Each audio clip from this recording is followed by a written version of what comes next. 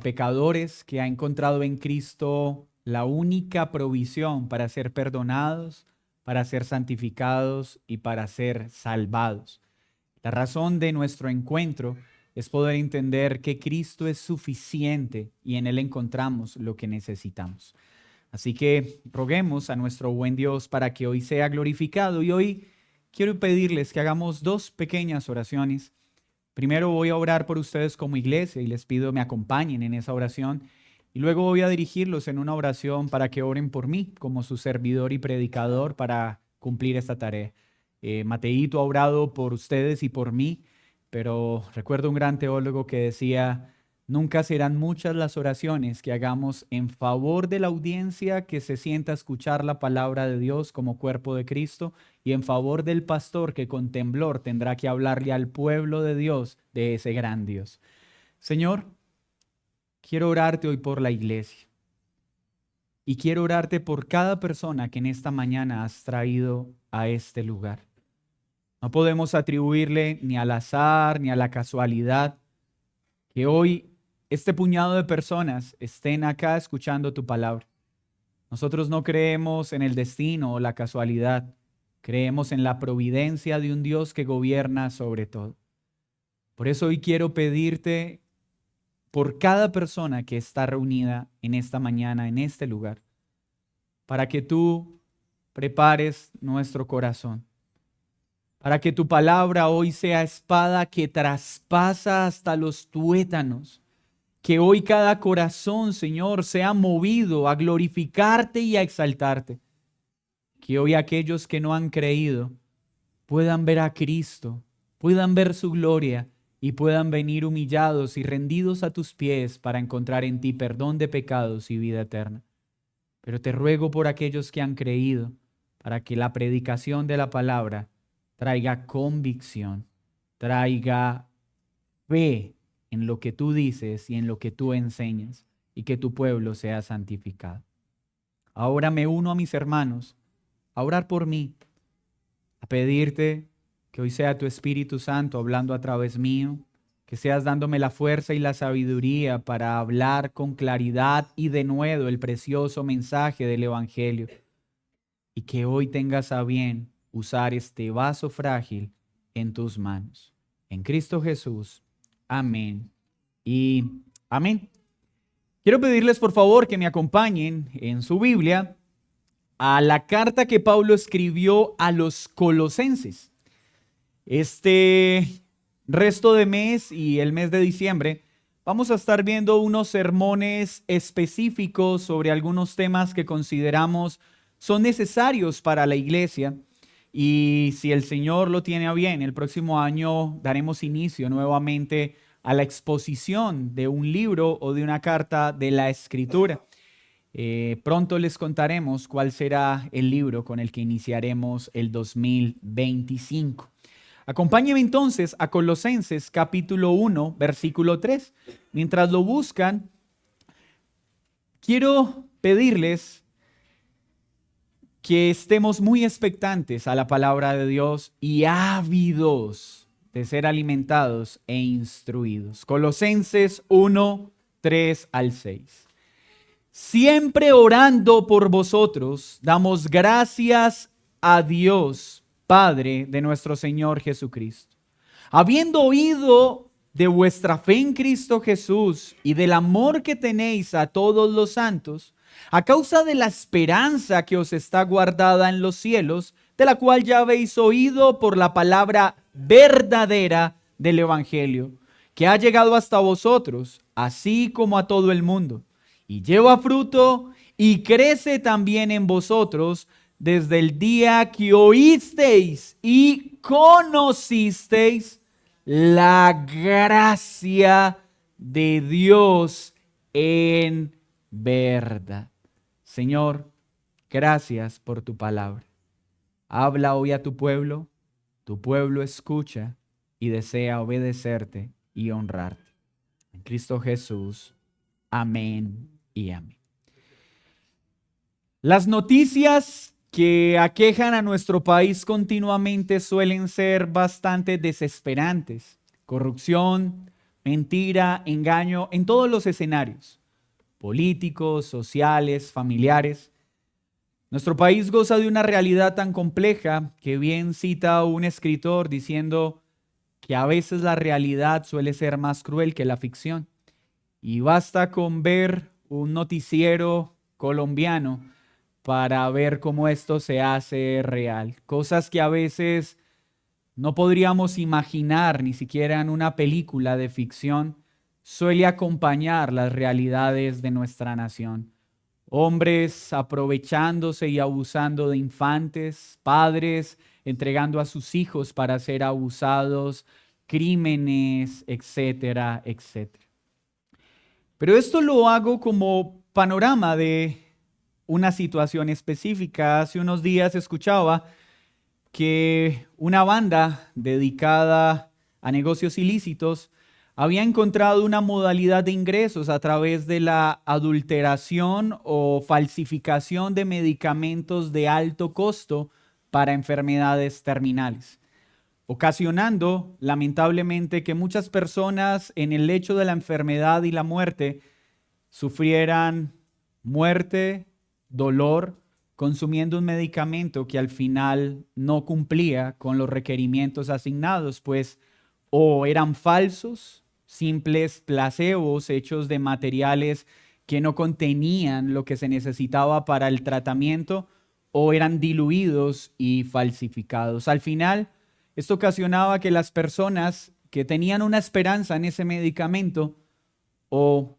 sufrieran mayor dolor, sufrieran mayor frustración, pues lo que supuestamente los iba a aliviar no estaba generando ningún efecto. Para algunos casos específicos mencionados en la noticia, muchos tuvieron que encontrarse con una muerte temprana que pudo haberse evitado si se hubiese dado el medicamento indicado.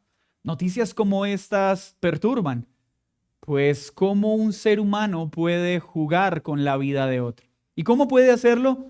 Pues la Escritura lo enseña, por la depravación que hay en el corazón del hombre, por la inhabilidad que el hombre tiene para hacer lo bueno a menos que Cristo traiga vida. Pero si esto sucede con medicamentos, si esto causa tanto dolor y tanta frustración, ¿no es lo mismo de preocupante con la enfermedad del alma y con medicamentos inadecuados para que un alma pueda encontrar vida? Mis hermanos, la administración equivocada de un medicamento en un tratamiento específico puede ocasionar mayor dolor, una peor enfermedad y la muerte. Pero estas cosas al final solo terminan afectando la parte física del individuo.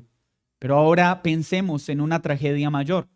Pensemos en una persona que es consciente de que está muerta en su pecado o que necesita una ayuda espiritual para salir de su condición y se dirige a un lugar, pero llega a un lugar donde hay una banda de mercaderes de la fe que en lugar de dar el medicamento adecuado para que un alma sea librada del pecado y de la condenación eterna, les compartan un mensaje mentiroso y falso que promete salvación, pero al final no lo hace. Piense en la tragedia de una persona que cree al llegar la muerte que será salvo. Cree que será salvo por haber hecho los rituales que le exigieron, los sacrificios que le obligaron a hacer, grandes esfuerzos para obtener el cielo. Y esta persona cree que se va a salvar y cuando llega la muerte tendrá que encontrarse con unas duras palabras que le dirán: apártate de mí porque no te conozco, hacedor de maldad. Piensen en aquellos que creen que van rumbo al cielo por la clase de vida que llevan, por hacer parte de un lugar en el que se enseña supuestamente la Escritura, pero esta está siendo diluida o permeada por ideas humanas que en lugar de conducir al cielo conducen al infierno. Y estas personas llegarán al día de su muerte creyendo que serán salvos y le dirán: Señor, en tu nombre hicimos milagros, en tu nombre ayudamos, hice grandes cambios en mi vida, hice muchos esfuerzos. Y también tendrán que escuchar estas temibles palabras: apártate de mí porque no te conozco. Otros casos no menos dolorosos tienen que ver con personas que han creído verdaderamente en Cristo, pero se les está administrando un alimento alterado. Y aunque el día de su muerte serán salvos, están sufriendo enormemente en su peregrinaje en esta tierra porque al no tener el alimento bíblico, todos los días están viendo cómo el pecado parece ganar terreno en lugar de perderlo. Creyentes verdaderos que al no estar recibiendo un alimento adecuado, siguen luchando con el pecado y no disfrutan de esa libertad que Cristo les ha entregado.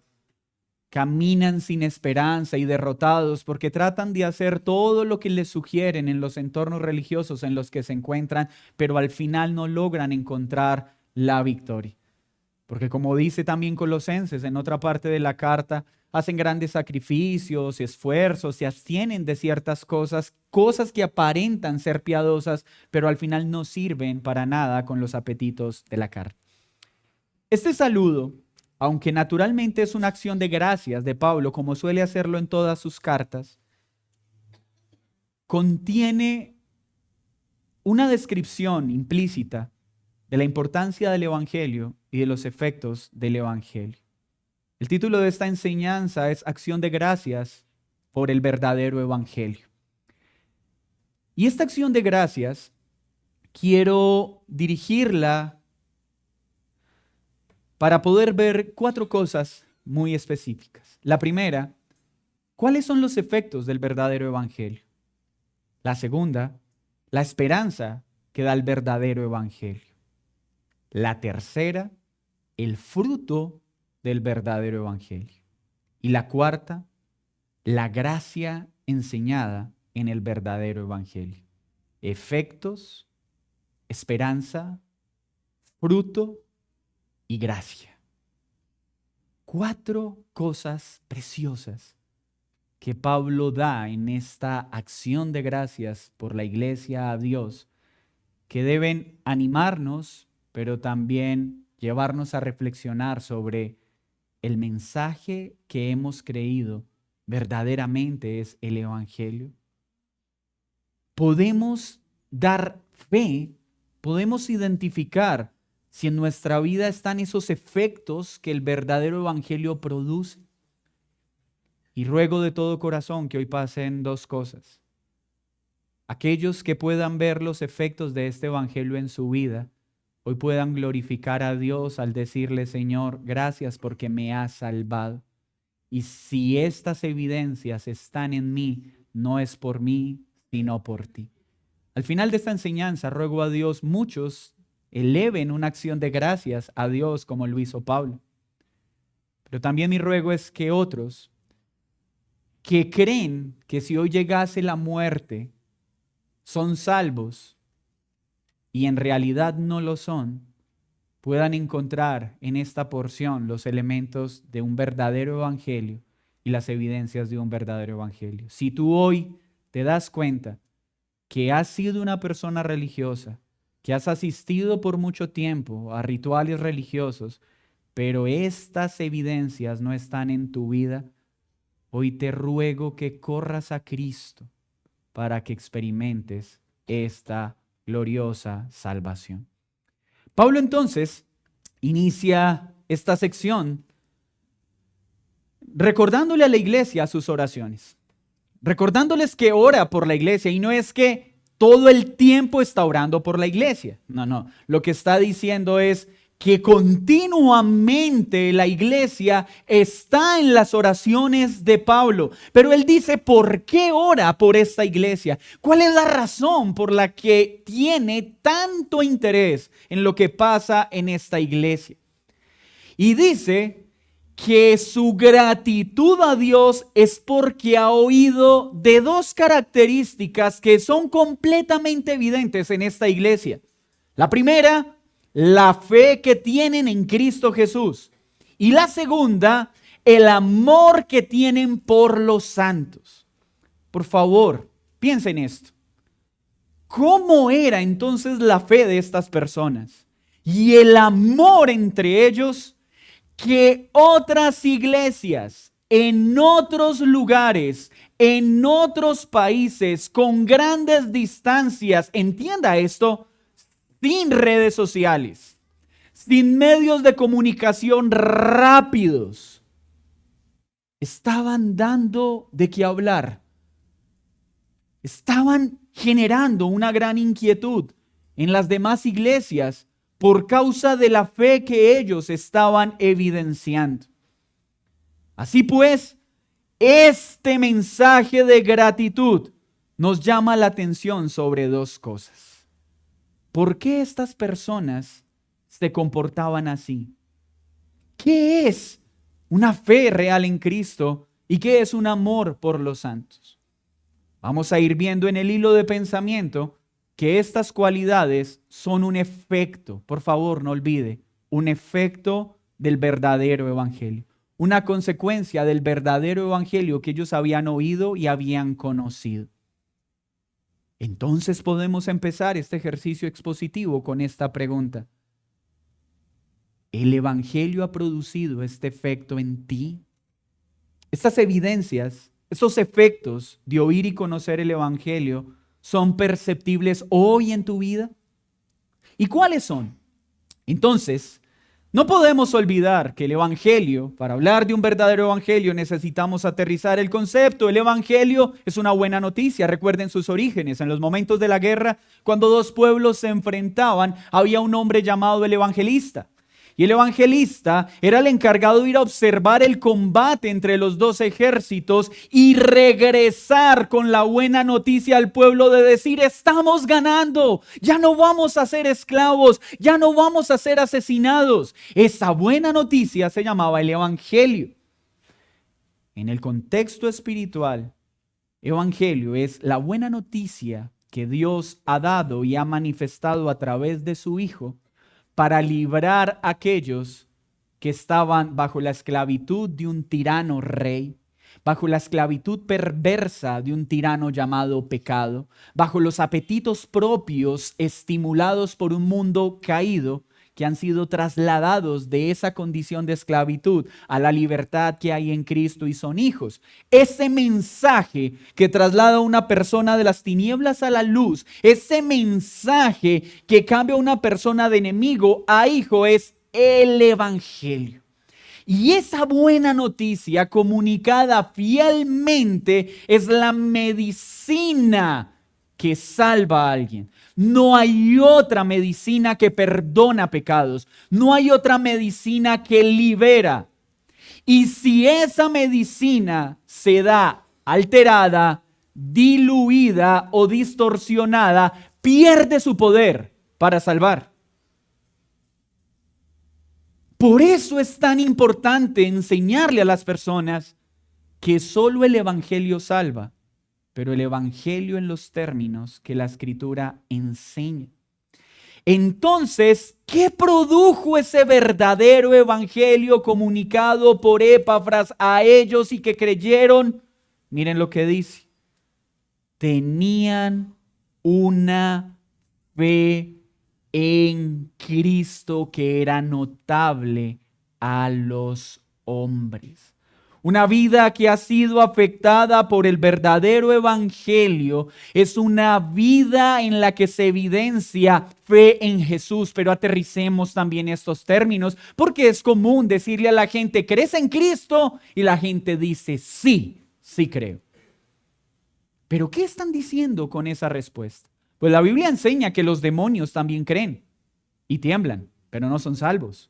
O sea que puedo estar creyendo en Jesús de una forma no salvífica. Puede haber una aceptación intelectual de: sí, sé que Jesús murió en la cruz, sí, sé que Jesús salva, y aún así ser condenado. Hay personas que no van a negar la existencia de Jesús, que verbalmente aceptan lo que dice la Escritura acerca de Cristo y aún así irán al infierno. Porque una aceptación meramente intelectual y no una aceptación salvífica que proviene de la fe que hay en Cristo.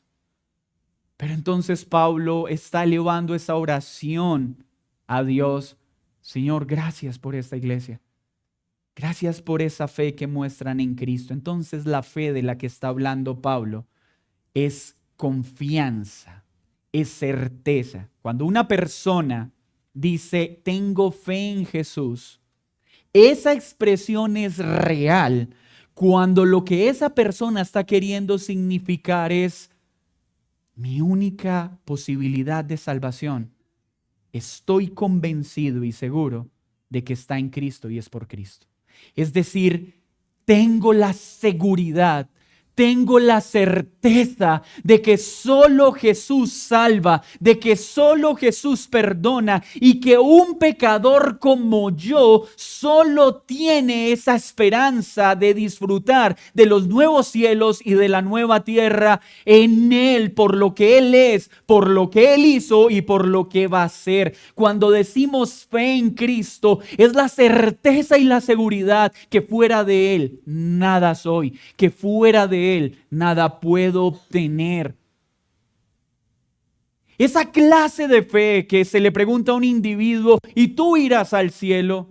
Sí, pero no porque lo merezca, no porque haya algo bueno en mí, sino porque mi esperanza y mi seguridad está en Cristo.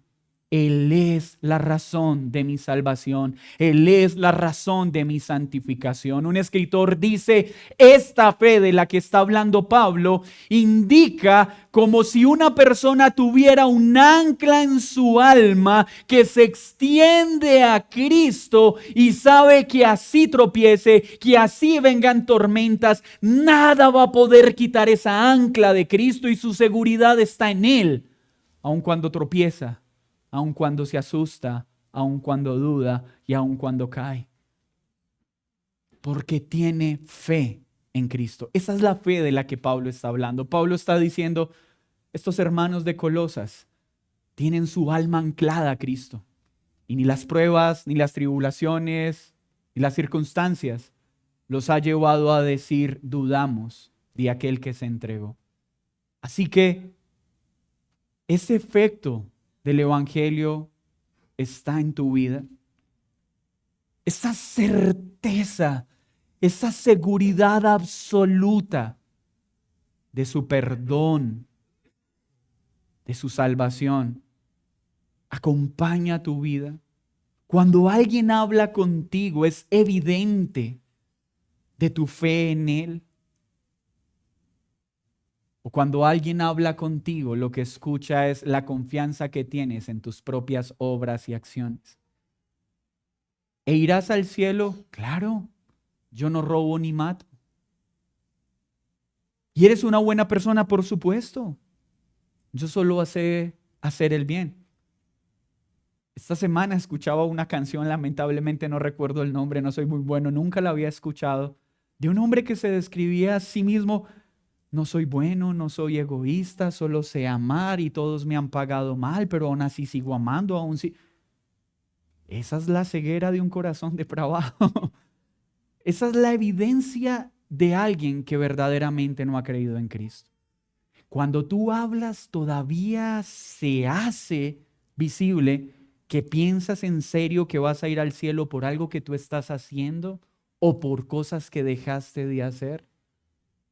Cuidado, porque eso no es un buen síntoma, es un muy mal síntoma. Porque alguien que ha escuchado el verdadero evangelio puede estar seguro de que solo merecemos algo: condenación. Y que solo recibimos salvación por Cristo, en Cristo, y no hay nada fuera de Él que otorgue tal privilegio. Pero ese evangelio entonces transforma la relación vertical. Antes de creer en Cristo, las personas al ver al cielo sienten miedo, no alegría. Pues no verán en Dios un refugio seguro, sino un Dios santo que descargará toda su ira sobre ellos a menos que se arrepientan. Antes de creer en Cristo, Dios no es Padre, es enemigo. Porque somos hechos hijos de Dios solo al creer verdaderamente en Jesús. Y la consecuencia que acompaña a este acto, luego lo dice Pablo: ustedes aman a los santos.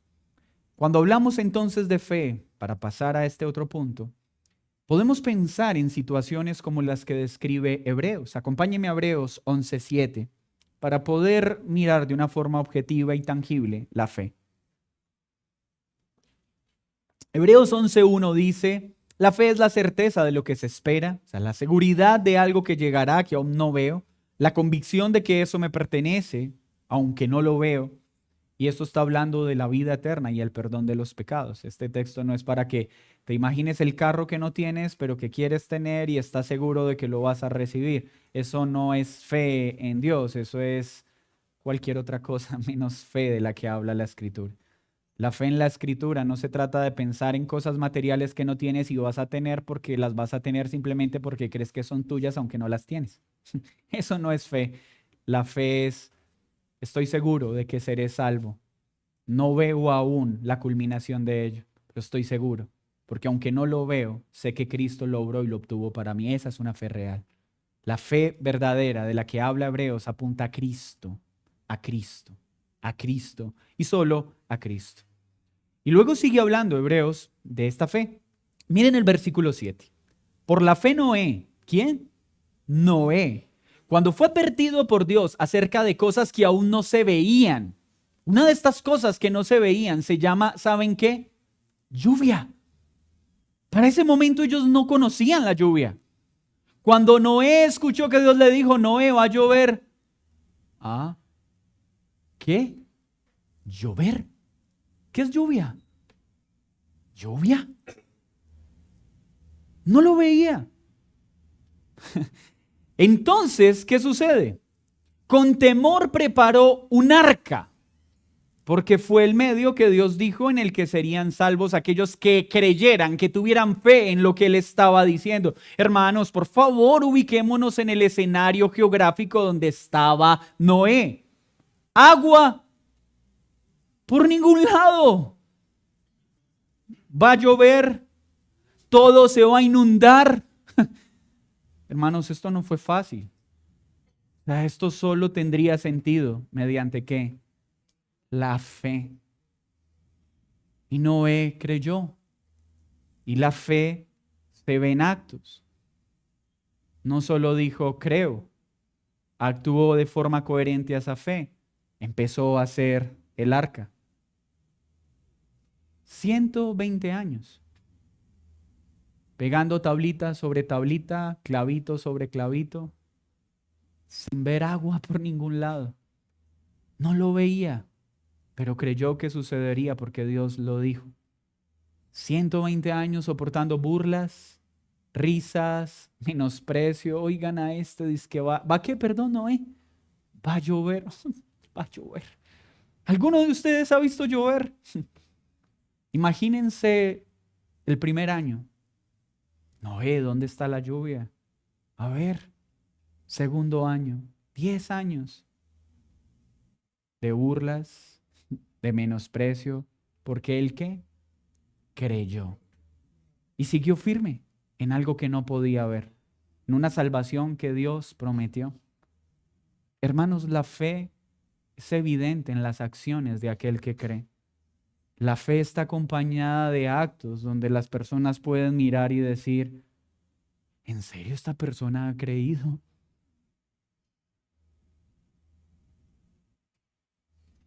Así pues, dice el texto, y por esa fe fue condenado el mundo y fue hecho heredero de la justicia que viene por fe. No dice, y gracias a esa hermosa arca que construyó, gracias a su paciencia para soportar las burlas durante 120 años fue salvo. No, se esforzó, creyó, construyó, pero al final, ¿qué fue lo que le fue tomado por justicia? Su fe. El creyente, por más obediente que sea en su actuar, entiende que no son sus actos, no son sus obras, es solo una cosa: la fe en ¿quién? En Cristo.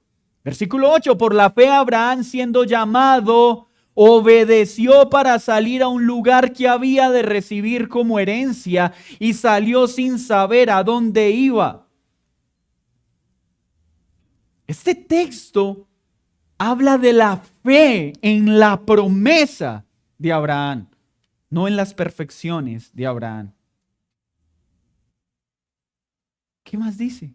Por la fe habitó como extranjero en la tierra prometida, como en tierra ajena, morando en tiendas con Isaac y Jacob, coherederos de las mismas promesas.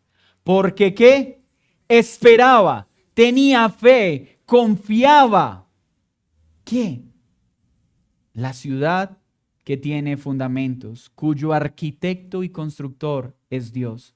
Por la fe también la misma Sara, siendo estéril, recibió fuerza para concebir y dio a luz aún fuera del tiempo de la edad, porque creyó que era fiel quien lo había prometido, por lo cual también de uno, y ese ya casi muerto, salieron como las estrellas del cielo en multitud y como la arena innumerable que está a la orilla del mar. ¿Qué está resaltando Hebreos en estas personas? Su fe, su confianza, su seguridad, su certeza en Dios, en lo que Él prometió. Esa es la fe de la que estamos hablando. Debe hacerse evidente en aquel que verdaderamente ha sido afectado por el Evangelio. Una desconfianza completamente en sí mismo, pero una confianza completamente en Jesús. Esta fe está en ti. Esa seguridad está en ti.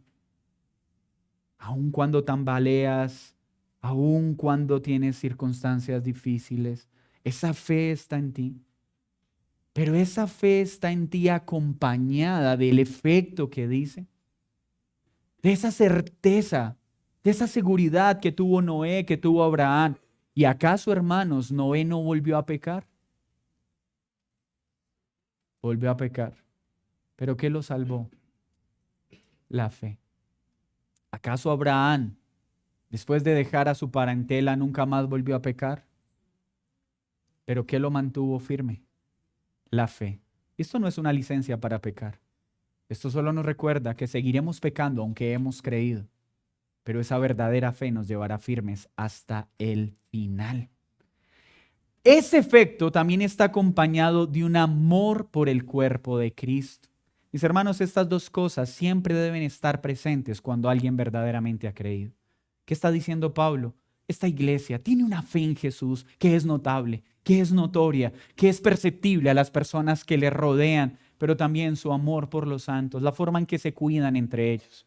Cuando una persona es traída a vida por la fe en Cristo, lo siguiente que pasa es que es unida al cuerpo de Cristo. Y algo que brota en el corazón de aquel que ha sido salvado es un amor especial por la familia de la fe, por aquellos que ahora son pueblo de Dios, porque esta ahora es mi familia. Porque es una obra que produce el Espíritu Santo en la vida de aquel que ha oído el Evangelio y lo ha creído. El verdadero creyente ama al cuerpo de Cristo. Siente dolor con el sufrimiento del cuerpo de Cristo. Y permítanme ser más específico.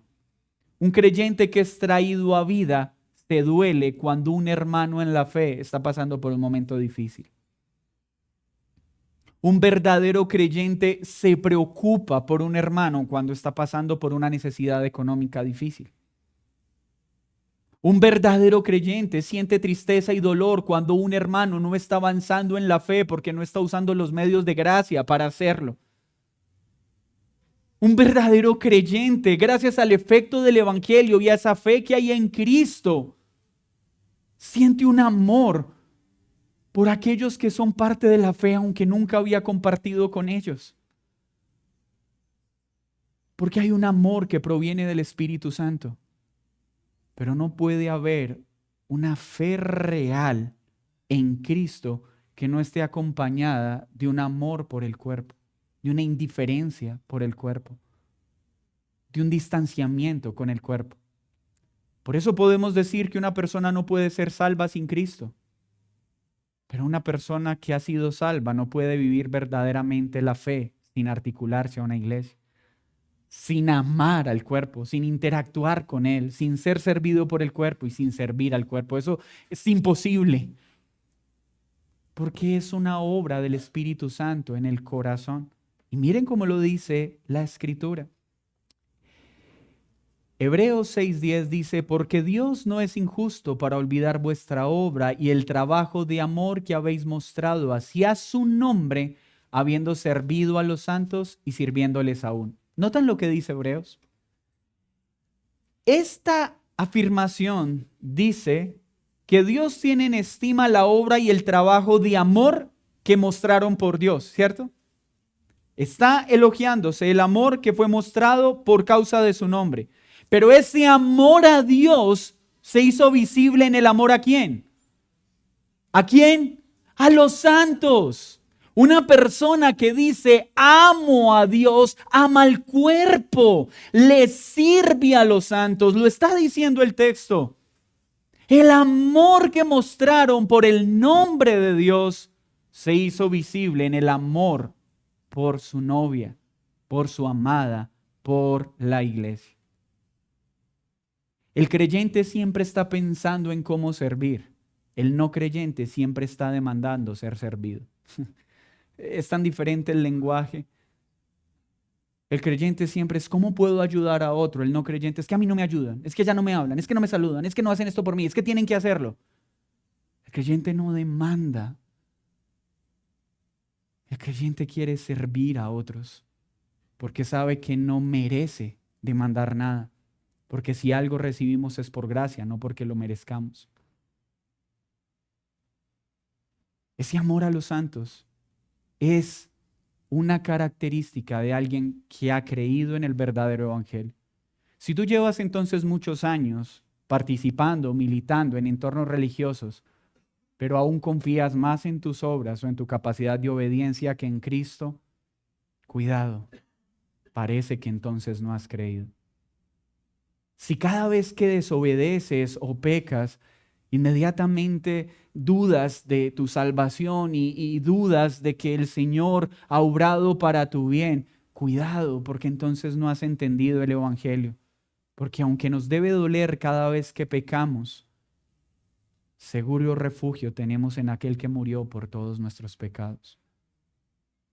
Pero si tú dices amar a Dios, pero estás totalmente alejado de la iglesia, sin comprometerte con ella, sin servirla, sin amar, sin cuidar del cuerpo, cuidado. Porque eso también está poniendo en tela de juicio esa profesión de fe. Miren lo que dice Juan 13:34. Un mandamiento nuevo les doy. Que los améis, que os améis unos a otros como yo los he amado. Que también os améis unos a otros. En esto conoceráis que son mis discípulos y tienen amor los unos por los otros. ¿Cómo se conoce entonces un discípulo de Cristo? Por el amor que tienen los unos por los otros. Esa clase de amor está en ti. Ese amor por el cuerpo está en ti. Porque es un efecto. Y hermanos, esto tenemos que aclararlo cada vez que hablamos de las características o los efectos del Evangelio. No en todos se va a ver igual, pero en todos debe estar presente. Es decir, no en todos se va a ver un amor por los santos con el mismo fervor y la pasión que se ve en otros, pero debe estar presente. Esto lo insistiremos las veces que sea necesario. Esto debe estar, pero en todos está en una medida diferente. Pero está en ti, porque si no está, si tienes razones para preocuparte. Primera de Juan 4:7 dice, amados, amémonos unos a otros, porque el amor es ¿de quién? De Dios. ¿Por qué nos dice las Escrituras que nos debemos amar para aquellos que han creído? Porque Él da el amor con el que debemos amar. Todo aquel que ama es nacido de Dios, es decir, ha nacido de nuevo, ha creído y conoce a Dios, porque el que conoce a Dios ama. El que ama, ama porque conoce a Dios. Y en esto entonces, ¿qué dice? El que no ama, no ha conocido a Dios, porque Dios es amor. Así de sencillo. Si tú no amas el cuerpo, si no te dueles por el cuerpo, si no hay afán en tu alma por el cuerpo, no conoces a Dios. Y tal vez el mensaje del Evangelio que has escuchado o ha sido fraudulento, o ha sido diluido, o has escuchado el Evangelio, pero no lo has creído. Porque a veces las personas también se presentan como víctimas. No, somos responsables. A veces no es porque no has escuchado el evangelio verdadero. A veces es porque no obedeces ese evangelio verdadero. ¿Qué más dice entonces Colosenses?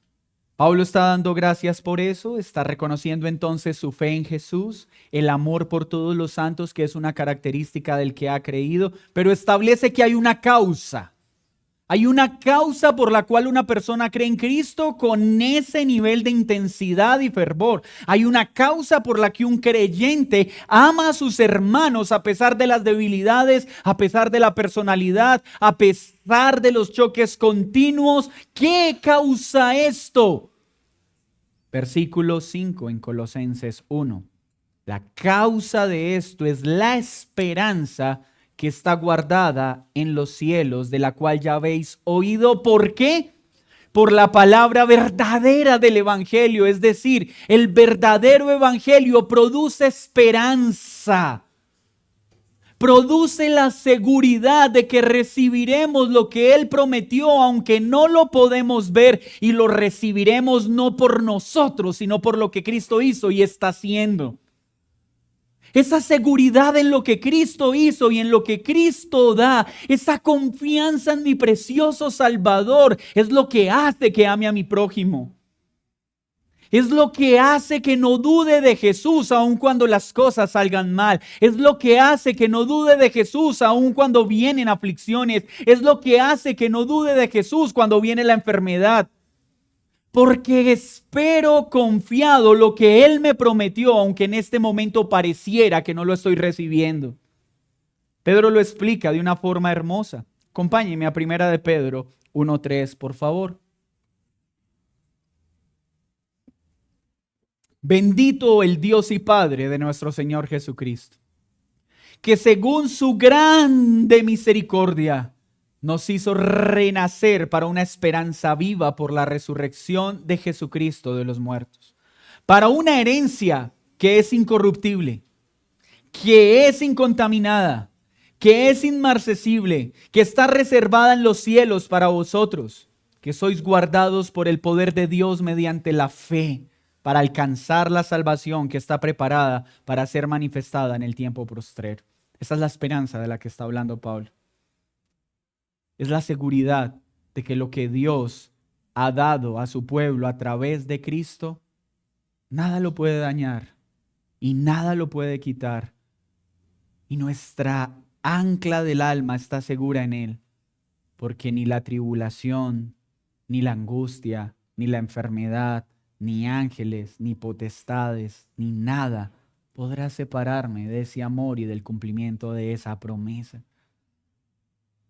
Cuando esperamos seguros en lo que Dios prometió y en el poder que Él tiene para cumplir lo que Él prometió, nuestra confianza en Cristo aumenta y nuestro amor por los santos también.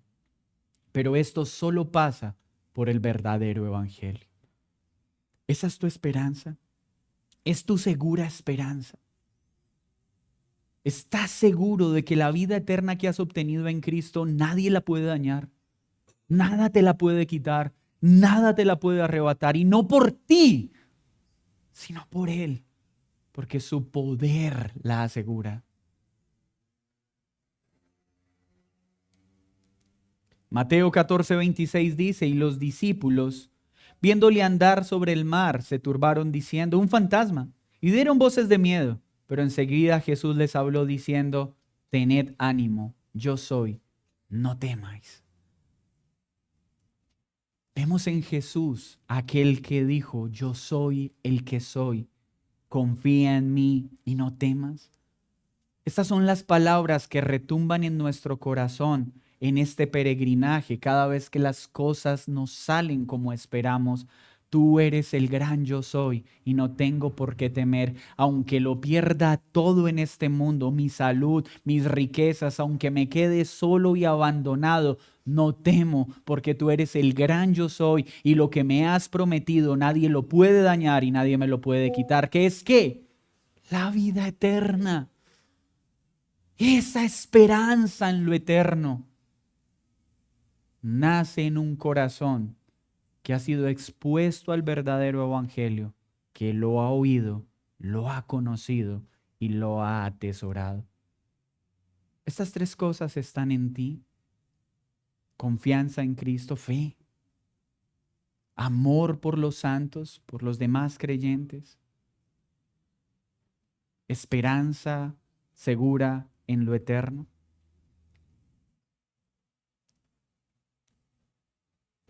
¿Acaso no hay suficientes razones para tener esperanza en Él?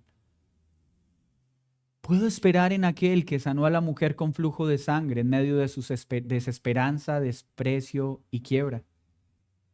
¿Puedo tener esperanza y confianza en aquel que no solo sanó el cuerpo de un paralítico, sino que sanó su alma al perdonar sus pecados?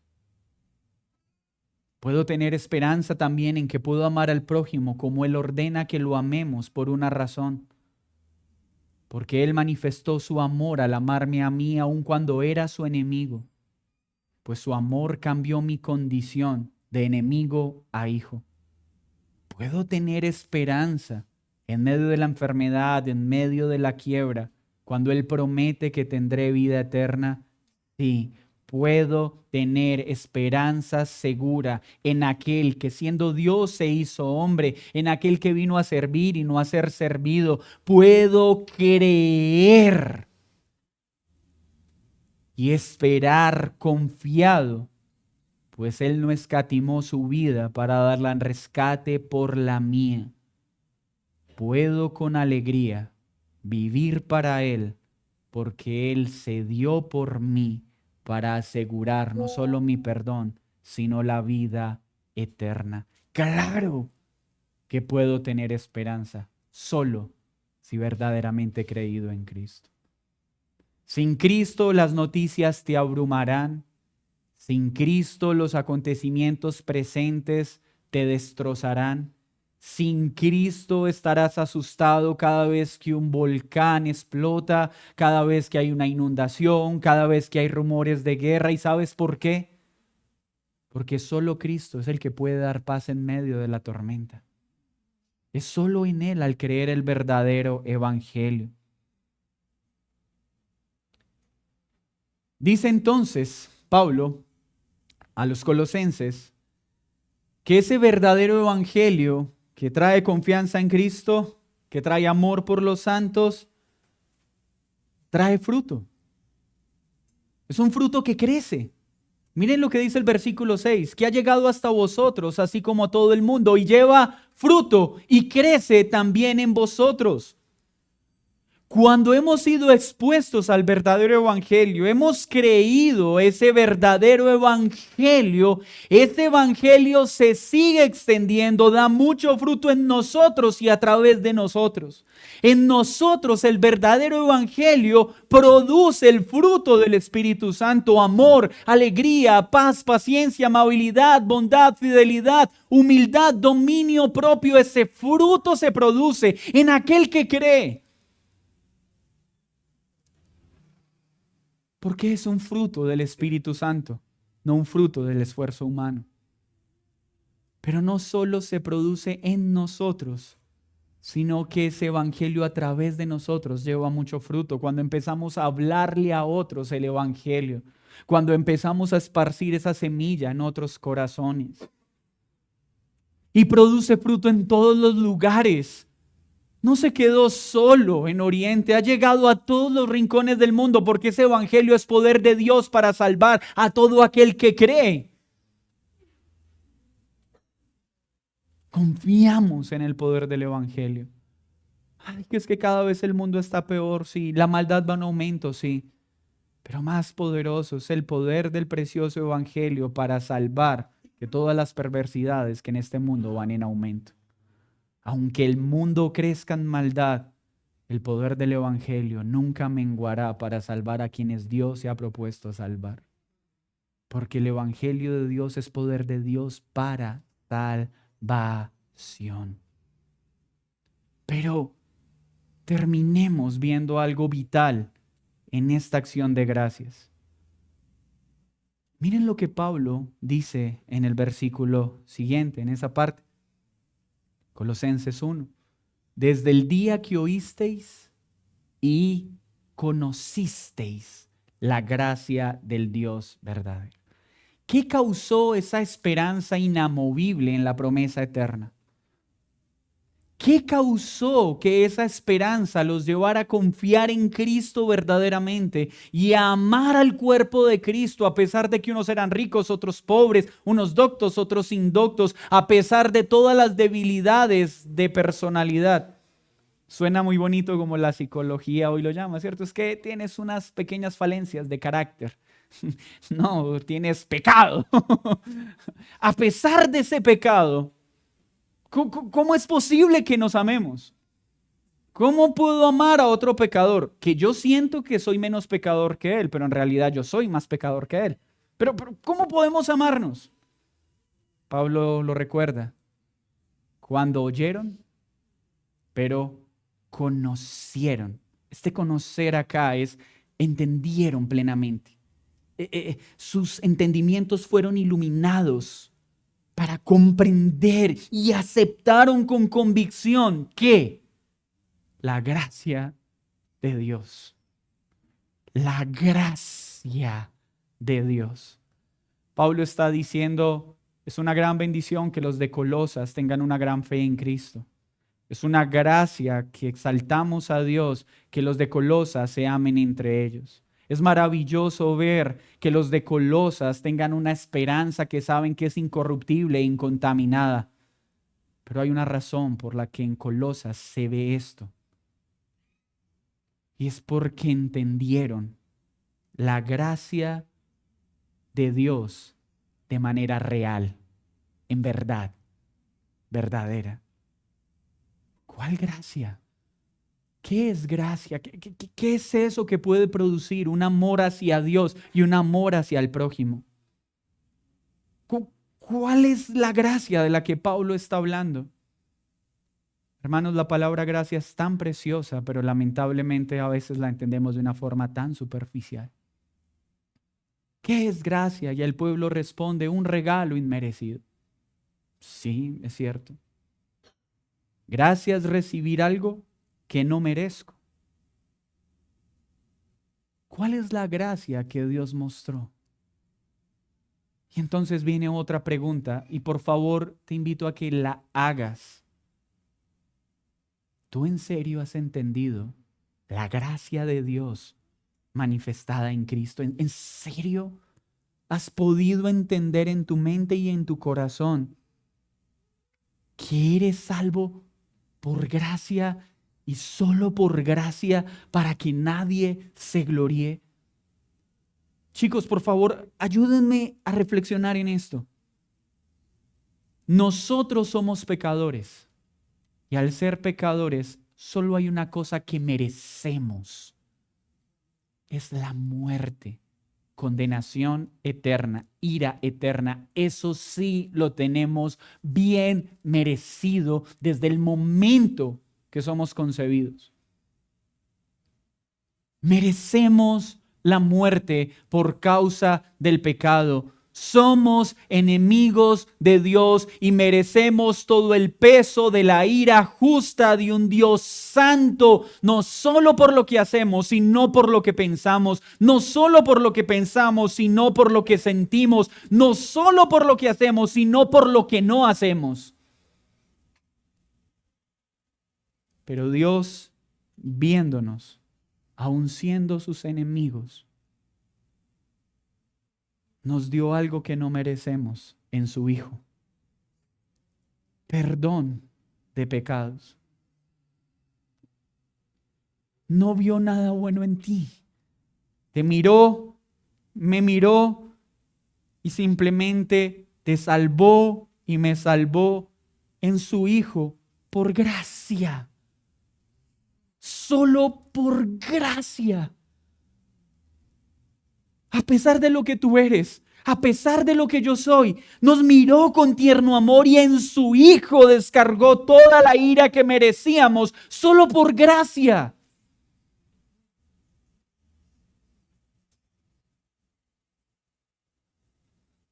Spurgeon explicaba la gracia a través de varias ilustraciones, pero hay dos que me parecen sencillas y muy valiosas. La gracia es como un puente sobre el abismo del pecado.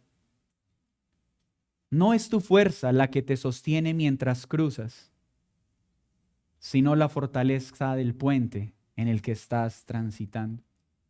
Gracia es entender que nosotros el día del juicio seremos tratados como si nunca hubiéramos cometido un solo pecado por una vida que nosotros no vivimos. Es más o menos como si presentaras un examen en el que no pudiste responder ninguna pregunta y merecías un 0, pero a la hora de recibir la nota te ponen un 10. Y no porque merecías ese 10, no, por una gracia que no mereces. Es llegar al otro lado, no porque diste los pasos para llegar al otro lado, sino por el puente que te sostuvo. Gracias recibir algo que no merezco, pero Dios lo hace sin cometer injusticia. Y el precio fue su Hijo. Seremos tratados como justos.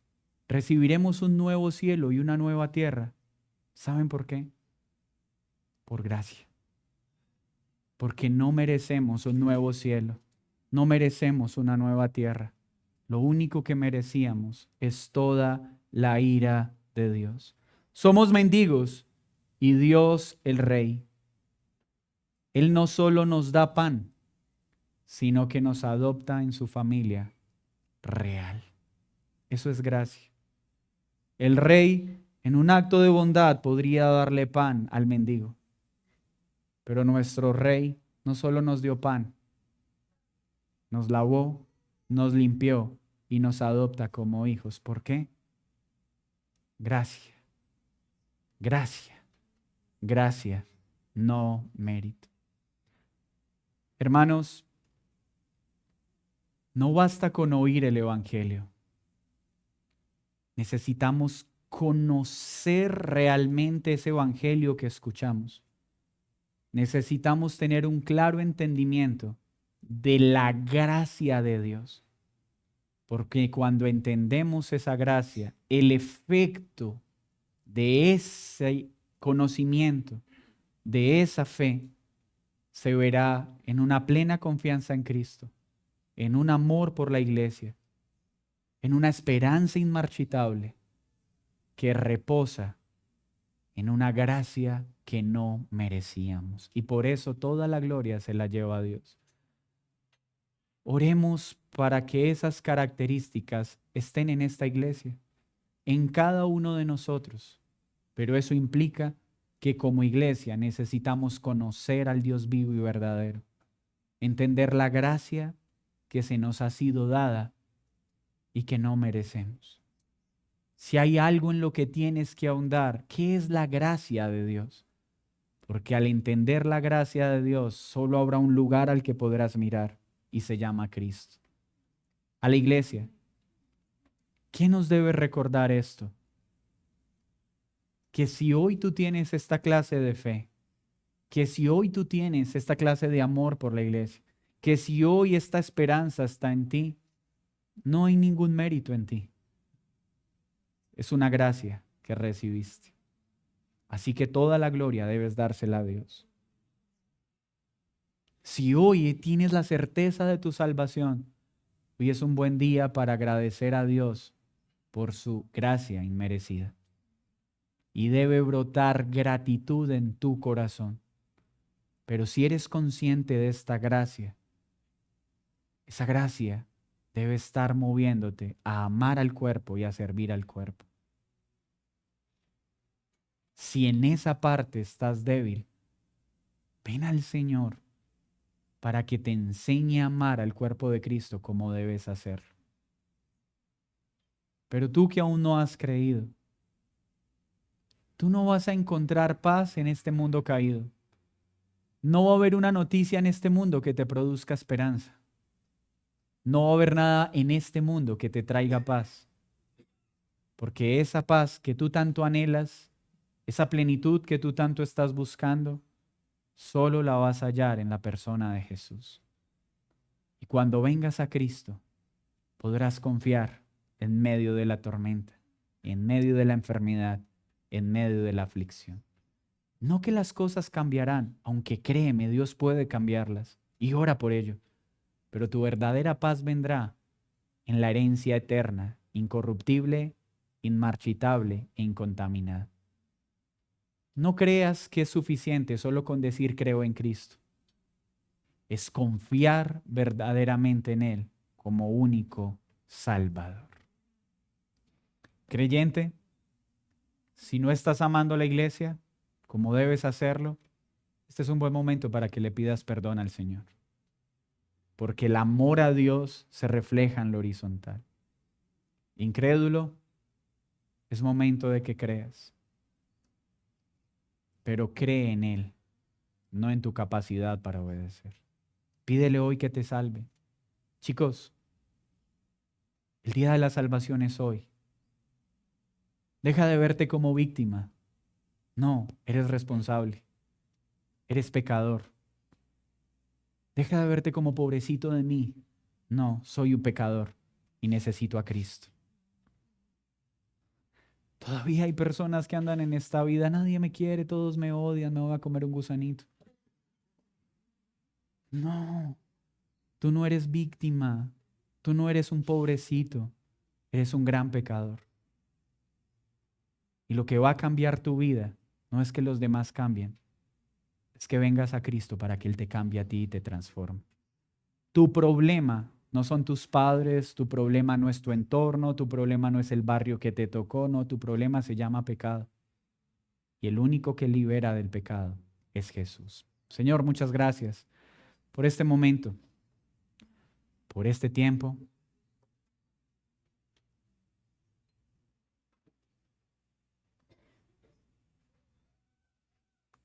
Por esa gracia. Mi Señor, sé que mis palabras son cortas para mostrar la gloria que hay en la gracia que tú manifestaste. Pero te pido que tu Espíritu Santo en este momento ilumine el entendimiento de las personas que están aquí, para que abracen tu gracia, para que crean en tu gracia, para que sean humillados por tu gracia.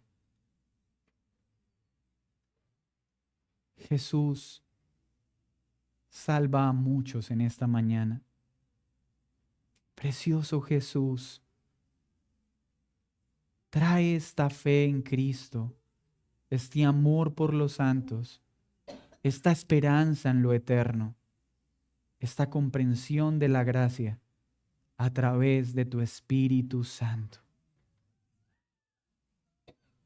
Mi Señor, ayúdanos a ser una iglesia que enseña el verdadero evangelio sin diluirlo, sin falsificarlo, pues sólo así muchos serán traídos a vida.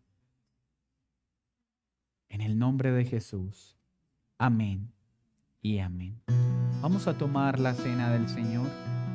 Le invito a que ore.